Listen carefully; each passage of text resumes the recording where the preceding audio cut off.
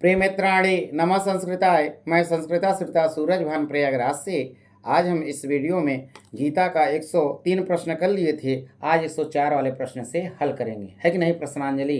है कि नहीं जी। और इससे एलटी में फंस ही जाएंगे प्रश्न, और टीजीटी में भी, बिहार में भी फंसेगा, हर जगह फंसेगा। तो आइए 104 नंबर का प्रश्न है, अविनाशी तु तद्विद्धि येन सर्वमिदं ततम्। तो इस श्लोक में अविनाशी किसे कहा गया? अविनाशी का मतलब जिसका कभी नाश न हो। क्या मनुष्य को, क्या आत्मा को, क्या दोनों को, क्या धीर पुरुष को? मनुष्य तो भाई मर जाता है और दोनों तो हो नहीं सकेगा, तो धीर पुरुष इसका उत्तर होगा ही नहीं, क्योंकि अविनाशी कौन होता है? आत्मा। यह न कभी मरता है और न ही कभी जन्मता है। जो समझता है कि मरता है और जो समझता है कि जन्मता है, वो व्यक्ति नहीं जान पाता आत्मा के विषय में। तो हमारा 104 का बी वाला विकल्प बिल्कुल सही है। ये गीता का है बच्ची जी। 105 नंबर का प्रश्न है, संपूर्ण चराचर में कौन व्याप्त है? अविनाशी आत्मा अथवा सत वस्तु अथवा असत वस्तु अथवा बीसी दोनों। तो सत वस्तु की अभाव नहीं तीनों लोकों में और असत वस्तु की सत्ता नहीं, तो ये बिल्कुल नहीं होगा। बीसी कट गए तो कौन है संपूर्ण चराचर में व्याप्त है? तो अविनाशी आत्मा। अब व्याप्ता में संधि भी है जी, हाँ आया हुआ है। तो आइए 106 नंबर का प्रश्न है, कीदृशः इमे देहा। कीदृशः इमे देहा, देह मतलब शरीर, हाँ, और देही मतलब जीवात्मा। और इसमें पूछ रहा है कि कीदृशः इमे देहा, तो इसका सही उत्तर क्या होगा? क्या अनासीना सही होगा, अथवा अप्रमेयस सही होगा, अथवा अंतवंत सही होगा, अथवा नित्य सही होगा?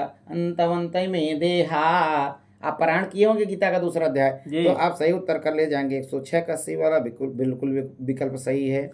107 नंबर का प्रश्न है, मानव शरीर को क्या कहा गया है? मानव शरीर को क्या नाशवान कहा गया है, क्या नाश रहित है, अथवा अनित्य है, अथवा अविनाशी है? तो देखिए, मानव शरीर क्या है जानते हैं? नाशवान है, जन्म लेता है। तो जिनका जन्म हुआ उनका मृत्यु निश्चित है, और जिनका मृत्यु हुआ उनका जन्म निश्चित है। इसलिए मानव शरीर को क्या कहा गया है? नाशवान कहा गया है। तो 107 का ए वाला विकल्प सही है। देखिए, कभी किसी का मतलब कि शरीर का मतलब अंत हो जाए और कभी जन्म हो जाए, न बहुत खुशी होना चाहिए और न बहुत दुखी होना चाहिए, है कि नहीं जी? क्योंकि आत्मा न मरती है और न किसी को मारती है, ठीक। और जो मरेगी नहीं तो फिर वो जन्म कहाँ से लेगी? इसलिए ऐसे आप पंडितों जैसा बात करते हैं, है ना। असोच 11 नंबर का श्लोक है गीता का दूसरे अध्याय का, असोचनन्वसोचस्त्वं प्रज्ञावादान सभासते अवगतासून गतासून चैनानुशोचन्ति पंडिता। पंडित लोग ऐसे नहीं सोचते। पंडा में इतच प्रत्यय लग करके पंडित शब्द बना हुआ है, शुक्ला दुबे चौबे ये वाला नहीं। ज्ञानी व्यक्ति के लिए यहाँ पर कहा गया है जी। तो वही चीज है 107 नंबर में।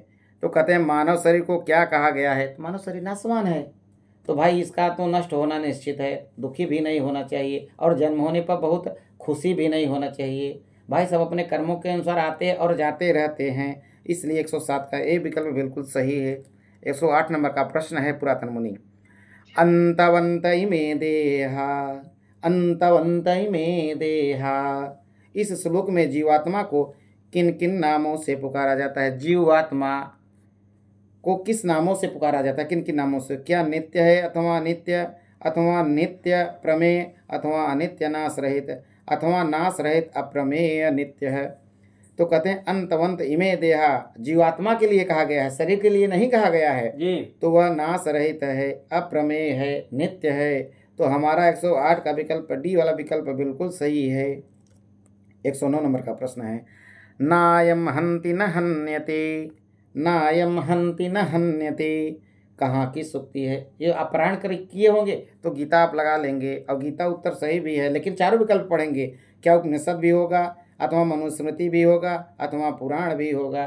तो देखिए, कई बार कई श्लोक ऐसे हैं कि 2 जगह मिल जाते हैं सेम श्लोक। जैसे निशतक में है ना, परोपकार पद्धति का पहला श्लोक और अभिज्ञान शाकुंतलम का 5/12 है, 5वें मतलब अंक का 12वां श्लोक, हाँ संग्रह बोलता है जी। तो वहाँ भी मैच कर जाता है। इसलिए विकल्प चारों पढ़िए। तो हमारा 109 का ए वाला विकल्प बिल्कुल सही है। यह गीता में है, श्रीमद् भगवत गीता। प्रश्न जब बनेगा तो गीता लिखा जाता है, अब जब नाम लिखा जाता है तो श्रीमद् भगवत गीता लिखा जाता है, तो आप घबराइएगा नहीं। 110 नंबर का प्रश्न है, यह एनम वेत्ति हंतारम, यह एनम वेत्ति हंतारम में एनम शब्द किसके लिए आया है? क्या अर्जुन के लिए आया है? क्या सभी भूतों के लिए आया है? क्या आत्मा के लिए आया है? क्या ईश्वर के लिए आया है? देखिए यहाँ एनम शब्द जो आया है वह आत्मा के लिए आया है, तो आत्मा सी वाले में दिया है, तो हमारा सी वाला विकल्प बिल्कुल सही हो गया। पुरातन मुनि ही। समझ में आ रहा है बराबर। 111 नंबर का प्रश्न है, तो देखिए आत्मा को वास्तव में कौन नहीं जानता? आत्मा के विषय में कौन नहीं जानता? जो इसे मरने वाला जानता है, अथवा जो इसे मारने वाला मानता है, अथवा जो इसे विषय भोग समझता है, अथवा जो इसे मरने वाला और मारने वाला जानता है। तो 111 का डी, आत्मा को वास्तव में कौन नहीं जानता? जो कहता है यह मरने वाला है और मारने वाला जानता है, यही विकल्प बिल्कुल बिल्कुल नहीं है, बाकी ये सही हैं। तो प्रश्न के हिसाब से डी वाला विकल्प बिल्कुल सही है हमारा। आत्मा को वास्तव में कौन नहीं जानता? जो कहता है कि यह मरने वाला है अथवा मारने वाला अथवा मारने वाला जानता है, तो यह विकल्प बिल्कुल हमारा सही हो गया। न यह किसी को मारता है और न खुद मरता है। ठीक, तो हमारा 111 का डी वाला विकल्प बिल्कुल सही है। 112 नंबर का प्रश्न है, शरीर के मारे जाने पर भी कौन नहीं मारा जाता? शरीर मर जाती है लेकिन कौन नहीं मारा जाता? क्या बुद्धि, क्या मन, क्या अहंकार, क्या आत्मा? यदि आप गीता का पारायण किए होंगे तो आप सही उत्तर कर ले जाएंगे। भैया आत्मा जो है शरीर के मारे जाने पर भी कौन नहीं मारा जाता? तो आत्मा नहीं मारा जाता। कहते भैया आत्मा निकल गई शरीर से, शरीर मृत हो गई। तो इसमें 112 में सही हमारा विकल्प डी वाला है। आइए 113 नंबर का प्रश्न है, न हन्यते हन्यमाने शरीरे, न हन्यते हन्यमाने शरीरे। इस सूक्ति का अर्थ है शरीर मरण धर्मा है, अथवा शरीर के मारे जाने पर भी आत्मा नहीं मारा जाता, अथवा शरीर भोगता है, अथवा शरीर अजर और अमर है। तो कहते हैं न हन्यते हन्यमाने शरीरे का आपको अर्थ बताना होगा, चारों में से कौन सा सही है। कहते हैं कि न हन्यते हन्यमाने शरीरे, शरीर के मारे जाने पर भी यह आत्मा नहीं मारा जाता। आप किसी को गोली चला देते हैं, कट्टा चला देते हैं, काट देते हैं। अभी हुआ बिहार में दुलार चंद यादव को रगड़ दिए कोई जी, तो वही चीज़ है कि न हन्यते हन्यमाने शरीरे, शरीर के मारे जाने पर भी आत्मा नहीं मारा जाता। विकल्प भी बिल्कुल सही है 113 का। 114 नंबर का प्रश्न है, न जायते म्रियते वा कदाचित। पुरातन मुनि बहुत इंपॉर्टेंट आ रहा है, अंतर करेंगे। न जायते म्रियते वा कदाचित, नायं भूत्वा भविता वा न भूयः। इस श्लोक में आत्मा की क्या क्या विशेषता हैं? अनित्य है, सत्य है, सनातन है, अद्यतन है, अथवा अजन्मा है, नित्य है, सनातन है, पुरातन है। क्या विनाशी है, क्या नित्य है, क्या सनातन है? क्या सनातन है, क्या पुरातन है, क्या नित्य है, अविनाशी हैं? हमने पुरातन मुनि को कई बार बताया कि भैया जो अजन्मा है, नित्य है, सनातन है, पुरातन है, ये आत्मा के 4 विशेषण हैं, और कठोपनिषद में आत्मा के 11 विशेषण आए हुए हैं। तो हमारा बी वाला विकल्प बिल्कुल पुरातन मुनि सही है। पुरातन मुनि का नाम भी आ गया, ये भी आत्मा की क्या है विशेषता जी, हाँ विशेषण जिसे कहते हैं।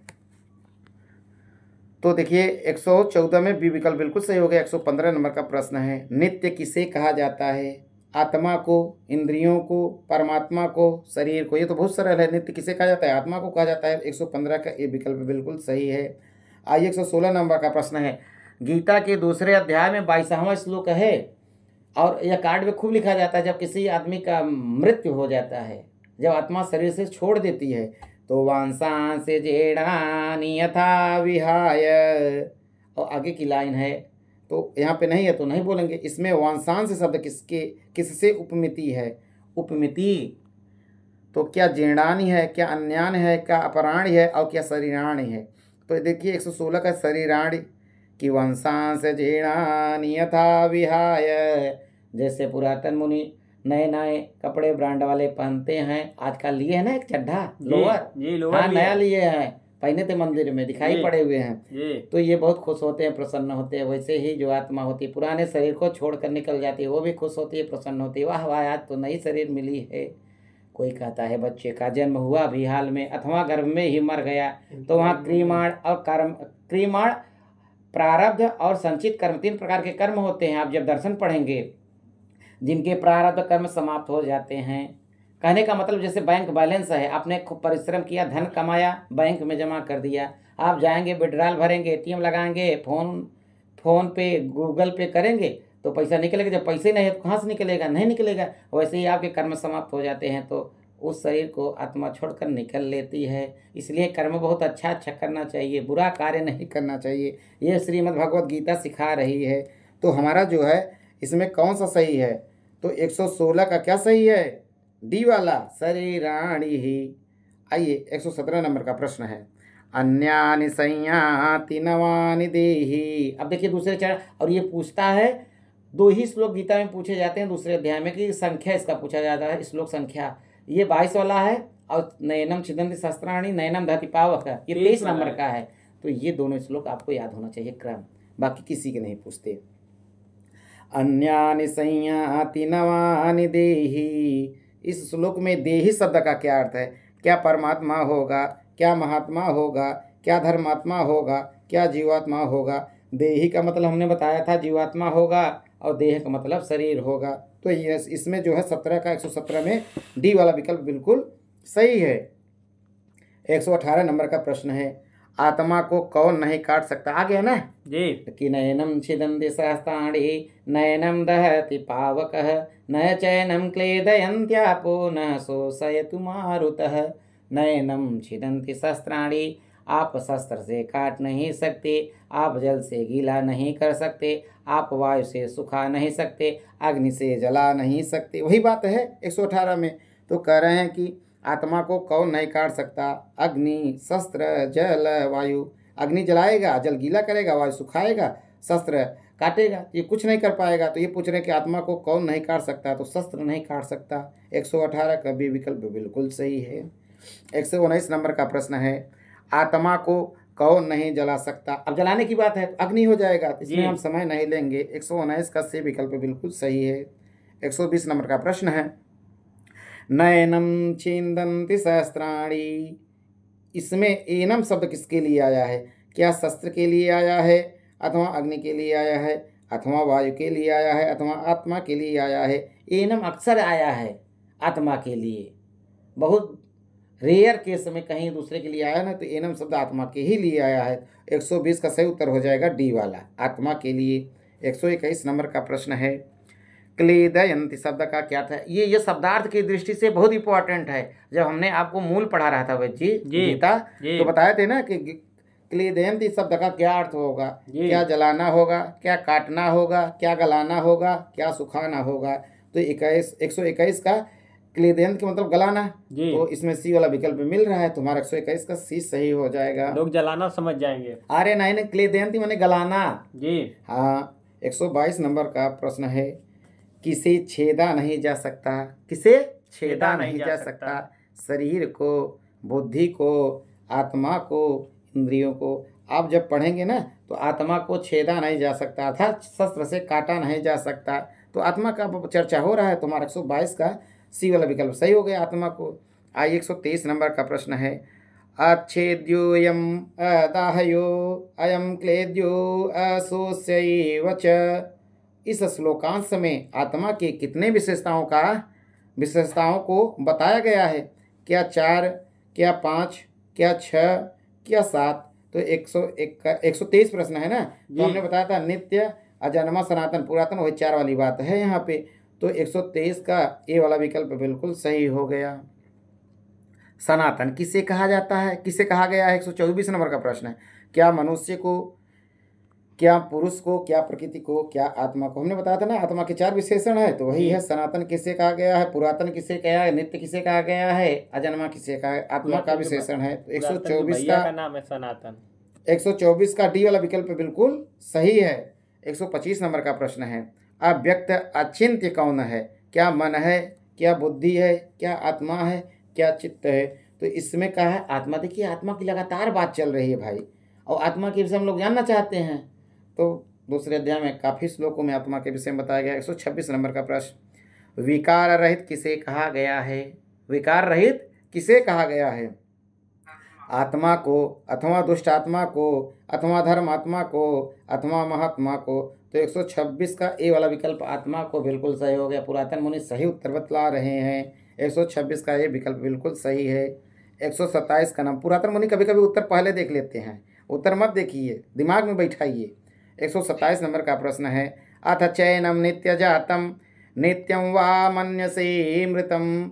इस श्लोक में नित्य जातम शब्द का क्या अर्थ है? जो नित्य है अथवा जो दिन प्रतिदिन नया हो अथवा सदा विनाशील हो, विनाशील या विनाशील होना चाहिए, सदा जन्मने वाला हो। तो 127 का सही विकल्प हो जाएगा सदा जन्मने वाला। अथ चैनम नित्य जातम नित्यम व मन्यसे मृतम। तो नित्य जातम का मतलब सदा जन्मने वाला हो, इसका सही अर्थ होगा। तो 127 का डी वाला विकल्प सही हो जाएगा।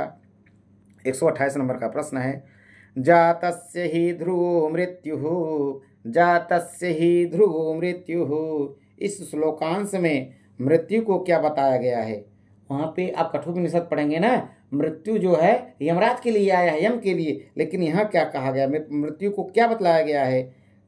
क्या असत्य है, क्या सत्य है, क्या ध्रुव है अथवा परिवर्तनशील है? यहाँ ध्रुव है। जो जाता से ध्रुव मृत्यु, इस श्लोक में जो मृत्यु है उससे ध्रुव शब्दार्थ की दृष्टि से भी बहुत सही है और परीक्षा में खूब पूछता भी है। तो 128 है ना, 128 का सी वाला विकल्प बिल्कुल सही है। 129 नंबर का प्रश्न, जातस्य ही ध्रुवो मृत्यु। ध्रुव का मतलब समझ रहे हैं ना जी। मृत्यु, मृत्यु अर्थात ध्रुव। जातस्य ही ध्रुवो मृत्यु, इस सूक्ति का अर्थ होगा जो जन्म लेगा वह मरेगा अथवा मृत्यु की अंतिम सत्य है, जन्मे हुई की मृत्यु निश्चित है अथवा जन्म व मृत्यु ध्रुव हैं। तो देखिए, जिनका जन्म हुआ उनका मृत्यु निश्चित है, तो जातस्य ही ध्रुव मृत्यु, जिनका जन्म हुआ जातस्य उनका तो ध्रुव मतलब मृत्यु निश्चित है। तो हमारा 129 का सी वाला विकल्प सही हो गया। आज वैद्य जी इतना ही इस वीडियो में, और तब तक के लिए नमः संस्कृता। मैं सूरज भान प्रयागराज आपसे विदा लेता हूँ। फिर अगले वीडियो में आपसे मिलते हैं। यदि वीडियो अच्छी लगे तो लाइक करना ना भूलें। यदि आपको तनिक से भी, थोड़ा से भी आपको इससे लाभ हो तो चैनल को सब्सक्राइब करना ना भूलें। यदि कुछ कहना हो तो अपनी राय कमेंट बॉक्स में जरूर दें। क्या पुरातन मुनि?